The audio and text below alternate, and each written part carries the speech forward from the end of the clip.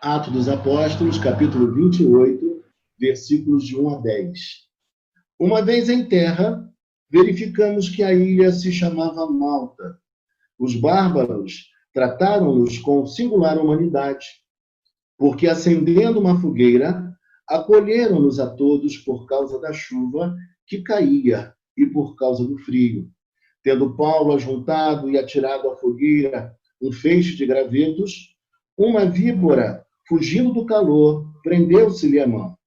Quando os bárbaros viram a víbora pendente na mão dele, disseram uns aos outros: certamente este homem é assassino, porque, salvo do mar, a justiça não o deixa viver. Porém, ele, sacudindo o réptil no fogo, não sofreu mal nenhum. Mas eles esperavam que ele viesse a inchar ou a cair morto de repente. Mas depois de muito esperar, vendo que nenhum mal lhe sucedia, mudando de parecer, diziam ser ele um deus. Perto daquele lugar havia um sítio pertencente a um homem principal da ilha, chamado Públio, o qual nos recebeu e hospedou benignamente por 3 dias. Aconteceu achar-se enfermo de disenteria, ardendo em febre, o pai de Públio. Paulo foi visitá-lo e, orando, impôs-lhe as mãos e o curou. À vista deste acontecimento, os demais enfermos da ilha vieram e foram curados, os quais nos distinguiram com muitas honrarias, e, tendo nós de prosseguir viagem, nos puseram a bordo tudo o que era necessário. Vamos orar mais uma vez. Senhor Deus e Pai Celestial, queremos te agradecer pela tua palavra, por este momento aqui, pela oportunidade de comunicar a tua mensagem aos nossos irmãos. E eu quero te pedir, Senhor, que o Senhor possa me usar, que o teu Espírito Santo me ilumine, Pai, para que a tua palavra seja exposta de maneira clara e que o nosso coração seja aquecido e que também, ó Deus, nossa vida seja edificada e que encontremos ainda maior esperança, Pai, ó Deus, para prosseguir na nossa caminhada, na nossa jornada para uma Roma existencial, Pai. É o que nós te pedimos e te agradecemos em um nome santo de Jesus Cristo, o teu Filho amado. Amém. Meus irmãos, nesta noite eu queria falar sobre o tema chegando ao lugar de refúgio. Chegando ao lugar de refúgio. O apóstolo Paulo estava numa embarcação indo em direção a Roma e com ele, ao todo, na embarcação, 276 pessoas. E o que acontece? Depois de enfrentarem ventos contrários, depois de enfrentarem um tufão chamado Euroaquilão, diversas circunstâncias difíceis, o navio veio a naufragar. Mas uma promessa de Deus se cumpriu. Nenhuma daquelas pessoas que estavam a bordo, nenhuma delas se perdeu. Todos sobreviveram. E é interessante notar que quando aqueles que sabiam nadar foram nadando até a praia, outros foram levados pelas ondas, segurando em alguma madeira, em algum objeto, mas todos foram salvos. E quando eles chegam na ilha, quando eles chegam na praia, sabe o que acontece? Eles descobrem que o nome daquela ilha era Malta. O nome da ilha era Malta. E o que isso tem a ver com você e comigo? O que tem a ver é o seguinte: assim como Paulo passou por diversas adversidades, mas finalmente ele chegou à praia, ele chegou a uma ilha que se chamava Malta, da mesma forma na nossa vida. Deus não permite que o nosso sofrimento, a nossa luta seja contínua, direta. Deus sempre proporciona momentos nos quais nós chegamos a um lugar de refúgio. Assim como eles chegaram em Malta, nós também chegamos a um bom tempo na nossa vida, chegamos numa boa hora de alívio, de tranquilidade para cada um de nós. E aí eu queria que você olhasse para o texto bíblico. O texto bíblico nos diz assim: uma vez em terra, verificamos que a ilha se chamava Malta. Os bárbaros trataram-nos com singular humanidade, porque, acendendo uma fogueira, acolheram-nos a todos por causa da chuva que caía e por causa do frio. Algumas coisas importantes nesse verso de número 2, para a gente poder explicar. Aqui aparece o termo bárbaro. E quando a gente pensa em bárbaro, a gente pensa em gente muito ruim, gente perversa. Mas no contexto aqui, bárbaro eram todos aqueles que não falavam o idioma grego. Então, quem não falasse o grego era considerado bárbaro. Por isso, o texto assim se refere a essas pessoas de Malta. A língua deles era uma língua de origem semítica, a mesma língua que origina o hebraico, e se assemelhava muito ao fenício. E uma outra coisa muito interessante dizer é o seguinte, é que embora eles não fossem do povo judeu, embora eles não fossem pessoas até aquele momento amigas, eles fazem algo maravilhoso para com Paulo e para com os demais. Diz aqui o texto que eles trataram a todos com singular humanidade. Eu não sei se você já viveu algum momento difícil na sua vida, eu não sei se você já viveu algum momento complicado, e, de repente, na hora que você está dentro de um turbilhão de problemas, de lutas, de questões difíceis para serem resolvidas, quem aparece na sua história para te ajudar não é uma pessoa amiga, não é uma pessoa conhecida, não são aquelas pessoas que você esperaria uma ajuda, uma contribuição, um apoio, uma mão amiga. Quem aparece para te ajudar é alguém que você nem poderia supor, nem imaginar. E aqui é justamente o que acontece. Essas pessoas agem para com Paulo e com os demais com extrema humanidade. Isso aponta para uma doutrina muito importante que nem todos aqui devem conhecer, mas chamada graça comum.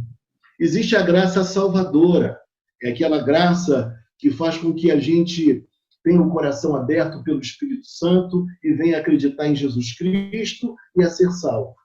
Mas existe uma outra graça chamada graça comum. É uma graça que Deus derramou sobre a humanidade para que a nossa vida fosse possível. Você já viu que pessoas que são muito ruins, muito más, elas tratam com muito amor os pais, por exemplo?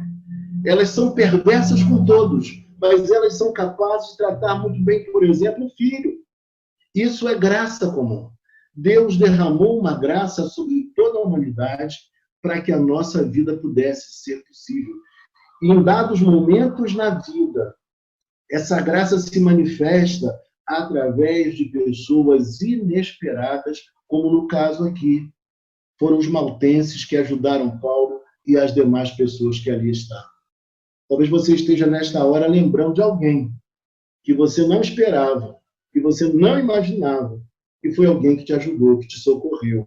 Talvez você tenha esperado em dado momento que fosse um parente, que fosse um amigo muito chegado, mas Deus colocou uma pessoa estranha no seu caminho para te abençoar, para te abrir uma porta, para te socorrer.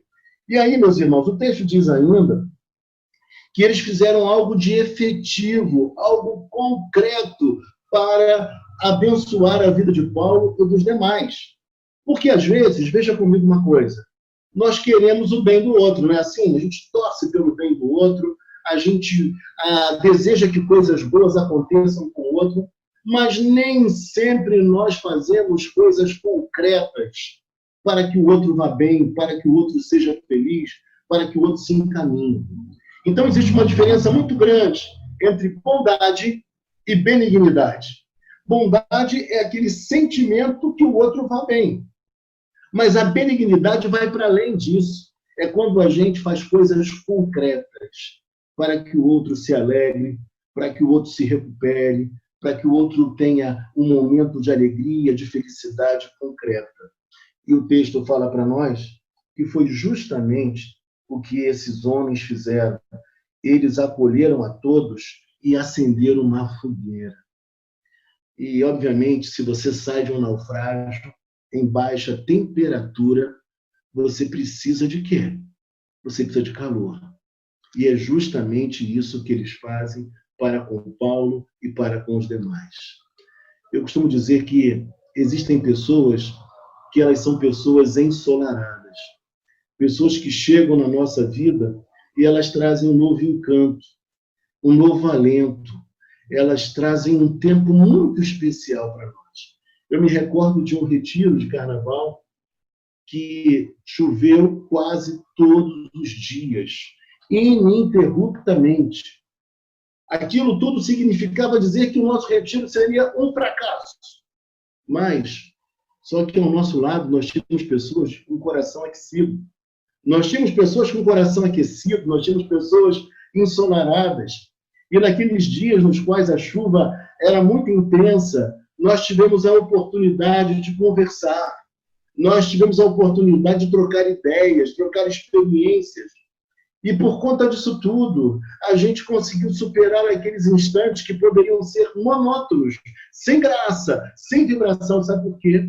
Porque nós estávamos com pessoas que eram pessoas ensolaradas, pessoas que faziam coisas boas, pessoas que, de fato, proporcionavam um momento diferente para cada um de nós. E graças a Deus, Deus colocou pessoas assim na vida de Paulo e dos demais. Foram pessoas que fizeram o que precisava ser feito.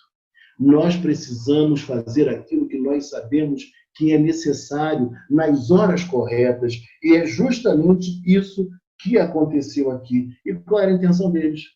Prover simpatia, afeto, calor para com aqueles que vinham de uma situação profundamente desagradável, triste, perigosa, como aqueles que haviam saído de um naufrágio. Eu, quando olho para a Igreja Betel, e quando eu penso no Evangelho, nós estamos numa cidade onde nós recebemos muitas pessoas de fora. E eu quero muito que a nossa igreja, cada dia mais, seja assim. Seja um lugar para receber aqueles que vêm de fora, e que, por conta de virem de fora, não têm amigos na cidade, não têm parentes na cidade, não conhecem os códigos da região, que essas pessoas encontrem em mim e em vocês também uma postura semelhante à dos maltenses, de acolhimento, de abrigo, de amor, para que essas pessoas possam ser amadas, respeitadas, acolhidas, para que elas se sintam extremamente bem em nosso meio. E louvado seja Deus, porque os testemunhos que eu recebo sempre caminham nessa direção. Muitas pessoas falam, pastor, a Igreja Betel está sendo para mim um lugar muito especial, porque eu tenho recebido aqui atenção, carinho e afeto. A igreja não tem tudo que eu sonho. A igreja não tem tudo que a minha igreja lá tinha, lá não sei onde eu estava. Mas a igreja aqui tem uma qualidade de carinho, de afeto, de pertencimento, de amor, que eu quero ficar aqui e não vou procurar outra igreja. Portanto, quando eu olho para situações como essa aqui, eu fico pensando que um ser humano que tem um coração aquecido, um ser humano, principalmente aqueles que nasceram de novo, eles precisam ter uma graça muito especial, porque nós vivemos dias em que as pessoas chegam na igreja como náufragos. Elas chegam na igreja precisando de alento, de calor, de afeto, de alguém que acenda uma fogueira. E é isso que nós precisamos fazer espiritualmente. E quando a gente caminha no texto, versículo seguinte, versículo 3, o texto nos fala assim: tendo Paulo ajuntado e atirado à fogueira um feixe de gravetos, uma víbora, fugindo do calor, prendeu-se-lhe na mão. A Bíblia fala para nós, lá em Marcos, capítulo 16, que Deus daria para nós o poder de falar em línguas, de também pegar em serpentes, e nenhum mal nos acometer.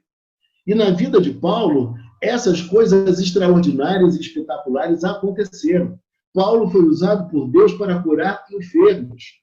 Paulo foi usado por Deus de maneira tão significativa. E aqui no caso, Paulo que era alguém extremamente proativo. Paulo, vendo a bondade daquelas pessoas, Paulo não podia ficar com os braços cruzados.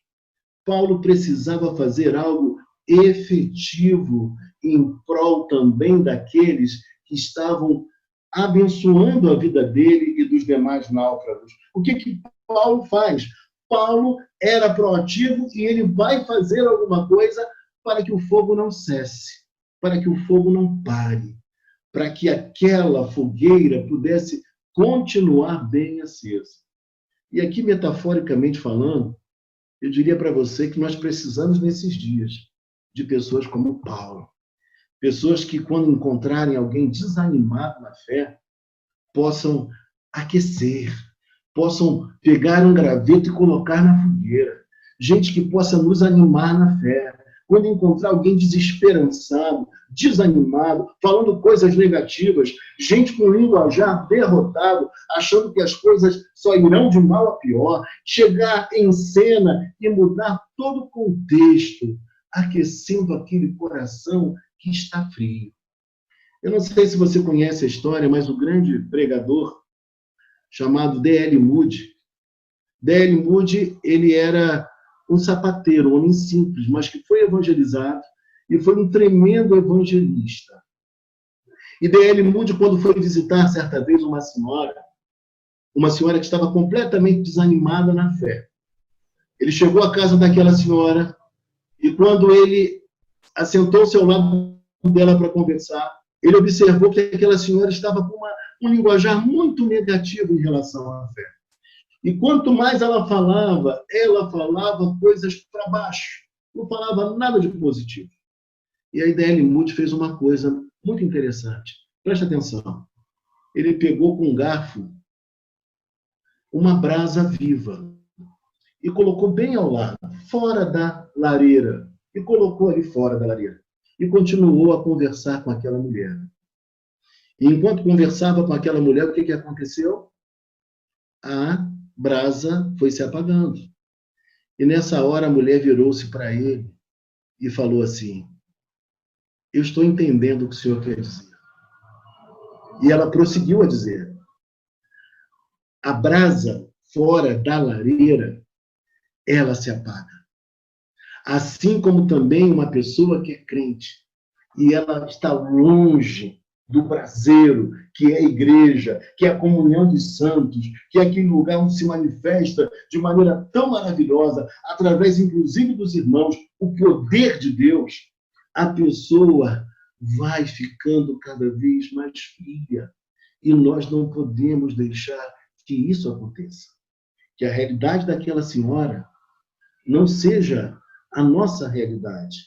E, portanto, Paulo precisava fazer alguma coisa para somar, para acalentar, para aquecer os corações. Eu digo para você nesta noite, quantos casais não estão precisando de uma palavra amiga, de um conselho, de uma presença, de uma visita quando for oportuno, porque hoje não está sendo? Quantas pessoas estão precisando de uma palavra de encorajamento, de ânimo na vida? Quantos empresários que estão precisando das nossas orações e também do nosso apoio prático? Quantas pessoas enfermas que também estão precisando da nossa ajuda, do nosso consolo e também da nossa ajuda efetiva e, por que não dizer, material? Nós, como servos de Deus, filhos de Deus, nós precisamos fazer assim como Paulo fez. E aí, embora dentro da vontade de Deus, embora fazendo aquilo que era certo, algo negativo aconteceu. Porque estar no centro da vontade de Deus não significa que coisas ruins, coisas difíceis, não venham a nos acometer. Não podemos pensar como alguns falsos profetas pensam por aí. Se você é crente e alguma coisa ruim aconteceu com você, é porque você deu voz ou vez ao diabo. De maneira alguma. Mesmo aqueles que são servos de Deus passam por dificuldades, por lutas, por vicissitudes da vida. Paulo é um grande exemplo dessa realidade. E aí, queridos, o texto nos diz assim, versículo 4, quando os bárbaros viram a víbora pendente da mão dele, disseram uns aos outros, certamente este homem é assassino, porque, salvo do mar, a justiça não o deixa viver. E aí eu queria que você entendesse uma coisa. Havia uma divindade lá, chamada de Quê? D-I-K-E, acento circunflexo. E essa divindade era a divindade da justiça. Então, quando alguma coisa acontecia com alguém, como aconteceu com Paulo, no teologizar pessoal, na maneira de entender as coisas espirituais deles, eles acreditavam que aquela pessoa havia cometido um grande e grave pecado. Por isso, estava passando pelo que estava passando. E é assim que eles pensavam. E também nos nossos dias acontece a mesma coisa. As pessoas tiram conclusões muito rápidas a respeito dos eventos da vida. Só que elas não fazem isso de acordo com a palavra de Deus. Fazem segundo a sua maneira de ver e interpretam tudo de maneira desastrosa e equivocada. Mas eles ficaram surpresos, porque nenhum mal aconteceu a Paulo. E aí diz a palavra aqui para nós. Mas eles esperavam que ele viesse a inchar ou a cair morto de repente. Mas depois de muito esperar, vendo que nenhum mal lhe sucedia, mudando de parecer, diziam ser ele um Deus. Primeiramente, acharam que Paulo era um assassino. No segundo momento, acharam que Paulo era um Deus, uma divindade. Paulo não era nem assassino, nem tampouco Paulo era uma divindade. Paulo era um servo de Deus, que a sua vida estava completamente entregue nas mãos do Senhor. E por conta dessa dedicação e por conta de tudo que envolvia o seu ministério, Paulo vivenciou momentos iguais a esse aqui em outras oportunidades. Lá também em Listra, na cidade de Listra, capítulo 14 de Atos dos Apóstolos, alguns pensaram que ele também era do mal. Antes pensaram que ele era de Deus, pensaram que era um ser divino, depois pensaram que ele era alguém do mal e apedrejaram a Paulo. As pessoas popularmente, elas criam as suas conclusões que nem sempre estão perfeitamente de acordo com aquilo que diz a palavra do nosso Deus, a palavra do Senhor. Paulo não era uma coisa, Paulo também não era outra coisa. Paulo não era assassino, Paulo também não era uma divindade. Na nossa vida também, as pessoas por vezes olham para nós e criam uma expectativa acentuadamente grandiosa. E acham que nós somos aquilo que elas esperam, que elas imaginam. Tem um relacionamento irreal conosco. Só que essa projeção é tão doida, é tão perversa, que quando elas nos conhecem e percebem a nossa humanidade, o nosso jeito de ser, e que nós não somos exatamente como elas imaginaram, sabe o que acontece? Há uma profunda e grande frustração. Mas eu queria te ensinar uma coisa espiritual nesta noite. Que os nossos relacionamentos não sejam baseados nas nossas expectativas, por vezes, profundamente exageradas. Porque nós não podemos ser exagerados com o outro, nas nossas expectativas, e profundamente condescendentes com os nossos erros, com as nossas falhas e com os nossos pecados. Somos todos nós pecadores. Nós somos falhos. E o nosso relacionamento de amizade, de amor, de afeto, de fraternidade, ele precisa ser baseado em aspectos coerentes, reais e não fantasiosos. As nossas expectativas precisam ser bem dosadas. Nós estamos nos relacionando com pessoas. Portanto, eu me apaixono tanto pela igreja e eu não me frustro com a igreja por isso, porque eu sei que a igreja é lugar de gente imperfeita e falha, de gente complicada, de gente que tem suas esquisitices como eu tenho as minhas. Mas eu tenho que reconhecer que Jesus Cristo, ele morreu por essas pessoas. Ele morreu por mim, ele morreu por você e ele ressuscitou, amém? Então, eu preciso compreender essa realidade. É assim que a gente cresce espiritualmente. É por isso que a gente mantém a nossa fé em Cristo e permanece colaborando na mesma igreja, na mesma comunidade. Porque nós sabemos que os homens são falhos, os homens são imperfeitos. E a grande prova do amor de Deus é que, mesmo conhecendo a mim e a você exatamente como nós somos, ainda assim, ele nos amou de maneira tão grandiosa. Poderia dizer para você também nesta noite, é tão bacana, é tão bonito, é tão legal, quando a gente vê que dentro da própria comunidade da fé, a gente desenvolve relacionamentos reais também. Quando as pessoas gostam da gente, apesar da gente. Quando as pessoas sabem dos nossos defeitos, equívocos, do nosso jeito, mas ainda assim elas falam, não abro mão dele, não abro mão dela. A comunidade de Jesus Cristo é uma comunidade de pessoas falhas, mas que foram remidas, transformadas pelo amor dele. E lá em Gálatas capítulo 3, nos diz que em Cristo não há mais lugar para divisionismos. Não existe mais grego ou judeu, não existe homem ou mulher. Essas coisas não existem.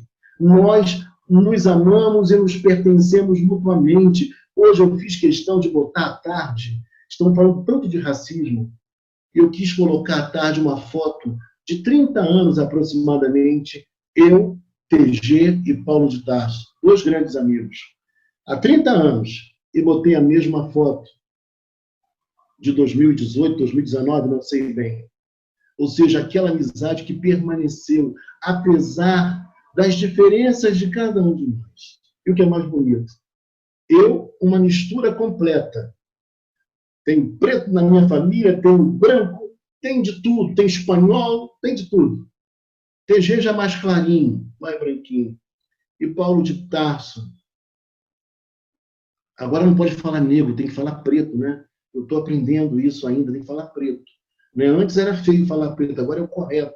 E Paulo de Tarso do meu lado. Meus irmãos, e que alegria que eu tenho de estar com aqueles dois irmãos. Que alegria que eu tenho de olhar para trás e relembrar a foto de 30 anos aproximadamente ou mais com eles, e também lembrar que há 1 ano ou 2 anos no máximo, nós tiramos outra vez uma foto juntos, e não há diferenciação, não estamos preocupados com nível intelectual, com cor da pele, com situação econômica. Nós somos irmãos em Cristo, e o mundo precisa compreender isso, que em Cristo Jesus todas as barreiras caíram e ruíram. Se eu estivesse na Assembleia de Deus agora, nós teríamos glória a Deus até amanhã de manhã por aquilo que eu estou dizendo. Porque isso é profundamente libertador.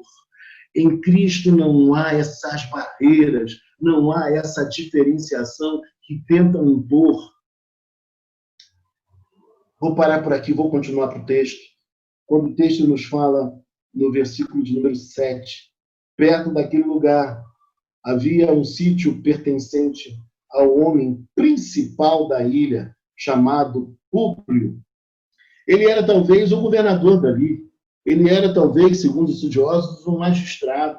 Ele era alguém de muita importância. No grego, a palavra que aparece é protos.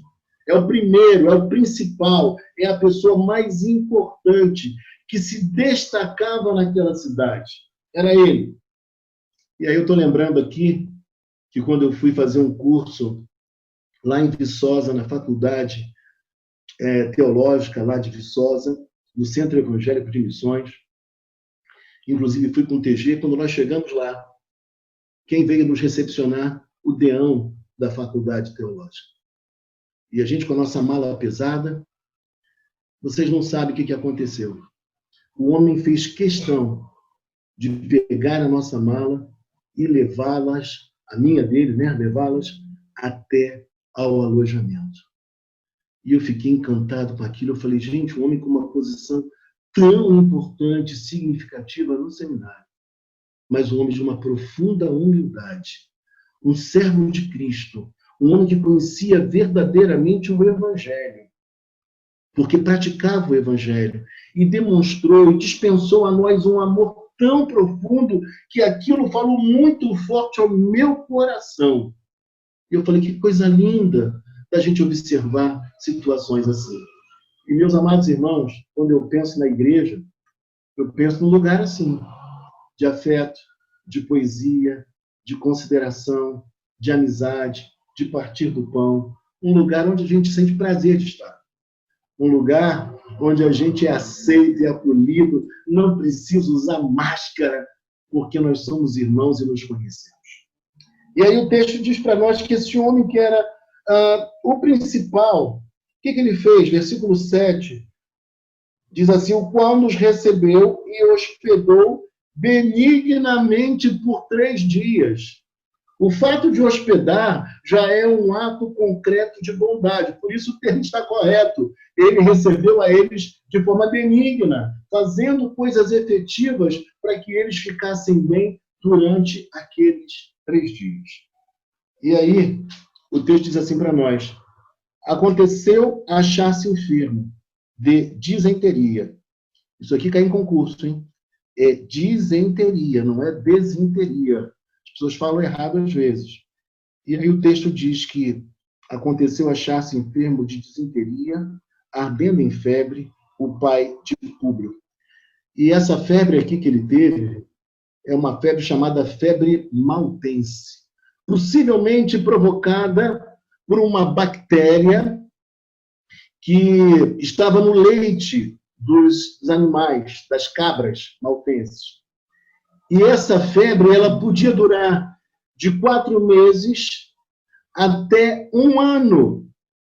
E o que é mais curioso, segundo os estudiosos, havia um período mais crítico, mais agudo da enfermidade, e a pessoa melhorava. Mas depois que melhorava, ela voltava de novo, era recorrente, ela voltava. Era uma coisa triste, uma coisa muito difícil. Eu não quero me ater muito nessas explicações aqui, mas só para que os irmãos possam compreender o pano de fundo. Era algo que afligia aquela gente. E o principal da ilha foi acometido pelo problema. Olha que coisa tremenda. Mas o Deus que quer salvar tanto a ricos como a pobres, ele não faz acepção de pessoas. E aí o texto nos diz, olha, Paulo foi visitá-lo e orando, impôs-lhe as mãos e o curou. É curioso notar que em dados momentos Deus nos usa. Às vezes nem temos conhecimento que foi através de uma oração que você fez ou que eu tenha feito que alguém foi curado. E é até bom que seja assim mesmo, para ninguém ficar com o nariz em pé achando que é mais poderoso do que o outro. É Deus quem faz a cura. Nós somos apenas instrumentos dele. Nós somos apenas vasos. Não temos mérito algum. Mas o texto nos fala que Paulo orou por aquele homem e ele foi curado. Imagine você a repercussão daquela cura. Todo mundo queria também ser curado. Todas as pessoas com todas as moléstias, com todas as enfermidades, elas foram também até Paulo para receberem a cura. Olha só o que o texto diz para nós. À vista deste acontecimento, os demais enfermos da ilha vieram e foram curados.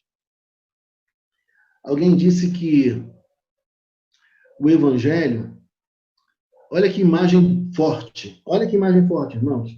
Diz que o Evangelho é um mendigo comunicando a outro mendigo onde encontrar pão.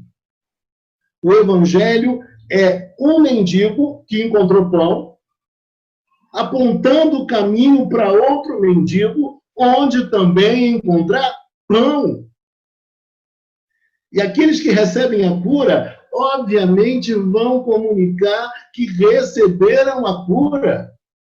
Eu queria dizer para você nesta noite que eu e você, nós precisamos, nós que éramos mendigos espirituais, e recebemos o perdão de Jesus Cristo, a salvação em Jesus Cristo, nós precisamos, nesses dias de enfermidade, de vazio na alma, de gente sofrendo, de gente desalentada, nós precisamos informar a essas pessoas onde encontrar pão, onde encontrar alimento para a alma, onde encontrar salvação.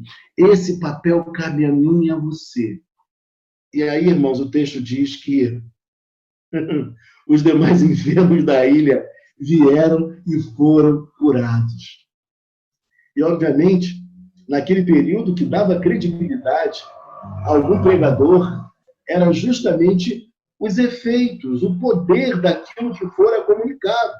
Então, se ele pregou, se ele falou do amor de Jesus Cristo, e aquilo foi acompanhado de uma cura, isso validava o seu discurso. Era assim que acontecia. Porque era um mundo mágico, onde em todos os lugares existiam pessoas que produziam curas. E aí o texto nos diz que depois de curar aquelas pessoas, e todos foram curados, o texto nos fala no versículo de número 10, os quais nos distinguiram com muitas honrarias. Sabe o que aconteceu? Aqueles homens, aquelas mulheres, aquelas pessoas de Malta, elas ficaram profundamente gratas àquilo que Paulo havia realizado na vida delas. Claro que Paulo realizou isso por conta do poder de Deus na vida dele. E eu queria dizer para você, nesta noite, que nós precisamos gerar em nosso coração e ver também gerado nos corações dos nossos amigos, dos nossos companheiros, de pessoas que passam pela nossa igreja, essa mesma gratidão. Os quais nos distinguiram com muitas honrarias. Como é bom quando as pessoas olham para nós, nós não queremos nem prata, nem ouro, nada disso. Mas quando as pessoas lembram de nós e falam, no momento da minha aflição, quem esteve do meu lado foi a irmã fulana de tal. Quando eu estive com um problema sério, quem esteve do meu lado foi o presbítero tal. Quando eu passei por um grande problema, quem me acolheu foi o diácono fulano de tal. Quando eu cheguei naquela igreja e não conhecia ninguém, eu era um estranho na cidade. Foram aqueles irmãos que me recepcionaram, que me abraçaram, que me acolheram, que me deram amor. É por isso que eu me dei bem ali, que eu consegui ficar, que eu consegui crescer. Eu encontrei entre eles um ninho espiritual para eu crescer, para eu ser edificado. Meus irmãos, quando nós fazemos o bem, quando nós amamos, geralmente a gente não tem muita expectativa de sermos reconhecidos. Mas como é bom quando isso é desenvolvido espiritualmente em nosso meio. Quando você olha para um irmão, como eu estou olhando para vocês aqui, e a gente tem gratidão por cada um de vocês. A gente lembra de histórias vividas com vocês que foram momentos fantásticos, momentos espirituais, momentos marcantes na nossa vida, momentos de alegria, sim, mas também momentos difíceis vividos por nós. E isso tudo rega a nossa espiritualidade. Isso traz disposição e ânimo espiritual à nossa vida. Eu lembro, por exemplo, de uma ocasião que eu me senti mal. Há muitos anos isso, eu acho que ele nem lembra. E Paulinho foi quem me levou ao hospital de carro. Ele não deve lembrar mais disso. Mas eu que recebi a bênção, eu não posso esquecer. E assim eu poderia falar de muitos de vocês aqui que estiveram comigo nos momentos de muita aflição, de muita dificuldade, mas também pessoas que aqui estão, que nós participamos um da vida do outro de momentos muito especiais, festivos e alegres. Meus irmãos, é muito bom. E isso é possível na casa de Deus. Isso é possível entre irmãos em Cristo. Isso é possível entre nós. Eu lembro, por exemplo, quando a filha do nosso presbítero Assi defendeu a sua tese. E eu vi a alegria dele, a felicidade, mas a tensão nervosa que ele estava ali, junto com toda a família. E pela graça de Deus, eu pude estar junto com eles também naquela hora, me alegrando, festejando com eles, aquele momento tão significativo, tão marcante na vida do presbítero. E nós estivemos com ele, melhor dizendo, como já estivemos com outros irmãos que chegaram na nossa igreja há muito pouco tempo.